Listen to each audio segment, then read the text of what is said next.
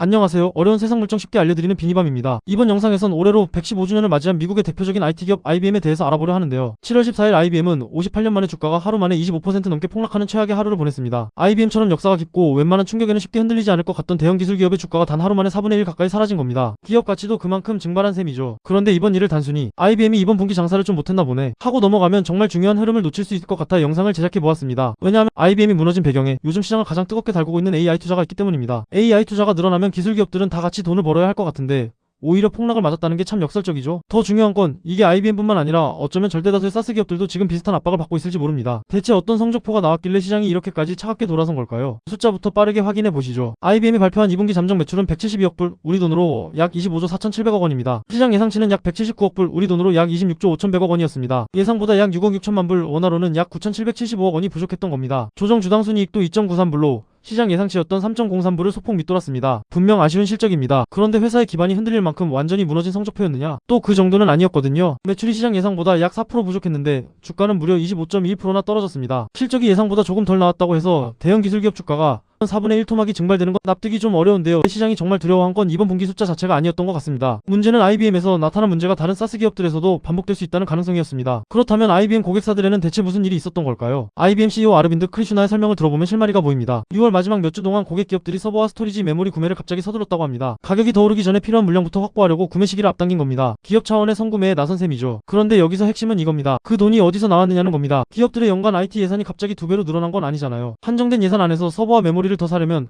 원래 다른 곳에 쓸 예정이었던 돈을 줄일 수밖에 없습니다. 그러다 보면 자연스럽게 이런 결정이 나오겠죠. 새로운 소프트웨어 도입은 일단 미루자. 컨설팅 프로젝트는 다음 분기로 넘기자. 우리도 갑자기 자동차 수리비로 생각하지 못했던 목돈이 나가면 예정했던 여행을 미루거나 가전제품 교체를 보류하잖아요. 기업도 크게 다르지 않습니다. IBM은 고객들이 이렇게 빠르게 예산의 방향을 바꿀 거라고 예상하지 못했고 분기 안에 마무리할 것으로 기대했던 일부 대형 계약도 다음 분기로 밀렸습니다. 외부 환경의 변화도 있었지만 IBM의 대응이 늦었던 겁니다. 이런 IBM과 정반대로 여기서 수혜를 받는 기업들이 있는데 바로 메모리 제조사들입니다. 메모리 수요가 늘고 가격이 오르면 삼성전자와 SK하이닉스, 마이크론과 같은 메모리 기업에는 유리한 환경이 만들어집니다. 판매 가격과 수익성이 개선될 가능성이 커지기 때문이죠. 그런데 그 비싼 메모리와 서버를 구매해야 하는 기업의 입장에서는 어떨까요? 서버 가격이 오르고 스토리지와 메모리 확보 비용이 늘어나면서 AI 시스템을 구축하는 데 필요한 예산이 예상보다 훨씬 커지겠죠. 결국 한쪽의 매출 증가는 다른 한쪽의 비용 증가로 이어지기 마련입니다. 그동안 우리는 AI 시장이 커지면 기술기업들이 다 같이 성장할 거라고 생각했습니다. 하지만 실제 시장에서는 기술기업들이 두 부류로 나뉘기 시작했습니다. AI 투자 과정에서 돈을 버는 회사와 반대로 비싼 청구서를 받는 회사입니다. 반도체와 서버, 하드웨어, 인프라 기업은 대규모 투자 확대의 수혜를 볼 수 있습니다. 반대로 소프트웨어와 컨설팅 기업은 고객 예산이 하드웨어 쪽으로 이동하면서 계약이 연기되는 압박을 받을 수 있는 거죠. 같은 AI 시대를 살아가고 있지만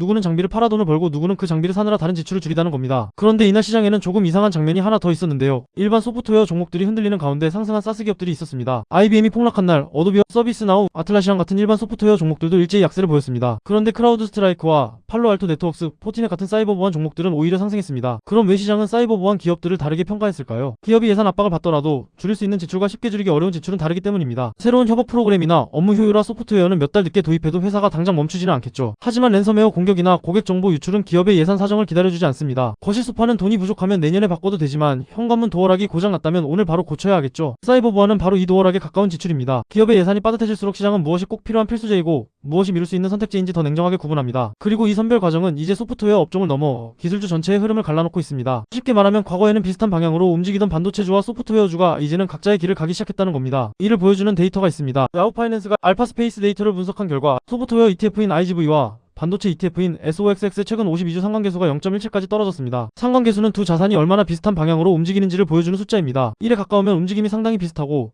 0에 가까워질수록 서로의 움직임 사이의 연관성이 약하다는 뜻입니다. 두 ETF의 장기 평균 상관계수는 0.76이었습니다. 이게 소프트웨어가 반도체 상승률의 76%만큼 올랐다는 뜻은 아닙니다. 과거에는 두 업종의 방향성이 상당히 비슷했다는 의미입니다. 그런데 최근에는 이 수치가 0.17까지 떨어졌습니다. 시장이 반도체와 소프트웨어를 더 이상 하나의 기술주 흐름으로만 묶어보지 않기 시작했다는 신호입니다. 반도체 기업은 공급 부족과 AI 인프라 투자 확대의 수혜를 받을 수 있습니다. 반면 소프트웨어 기업은 고객들이 하드웨어에 예산을 먼저 쓰면서 실적 압박을 받고 있다는 것이죠. 이번 IBM 폭락이 투자자인 우리에게 주는 메시지는 꽤 명확한 것 같은데요. 첫째, 이 회사가 AI 투자 흐름 속에서 돈을 버는 회사인지 아니면 막대한 비용을 부담해야 하는 회사인지 봐야 합니다. 둘째, 고객들의 예산이 줄었을 때 이 회사의 제품이 가장 먼저 미뤄질 선택지인지 아니면 끝까지 유지될 필수제인지 확인해야 합니다. AI 서버를 판매하는 기업과 그 비싼 서버를 구매해야 하는 기업의 상황은 전혀 다릅니다. 또 같은 사스 기업이라도 협업 도구를 판매하는 회사와 사이버 보안을 제공하는 회사의 실적 방어력은 크게 달라질 수 있습니다. IBM의 25% 폭락은 한 분기의 실행 실패로 끝날 수도 있습니다. 하지만 기업들의 한정된 IT 예산이 계속 하드웨어 쪽으로 편중된다면 이번 사건은 AI 시장의 부가 어디로 흘러가는지를 보여준 중요한 분기점으로 기록될 수 있다는 것이죠. 이번 영상에선 IBM의 폭락 사태를 빗대어 시장에서 일어나고 있는 일들을 몇 가지 간단히 짚어보았는데요.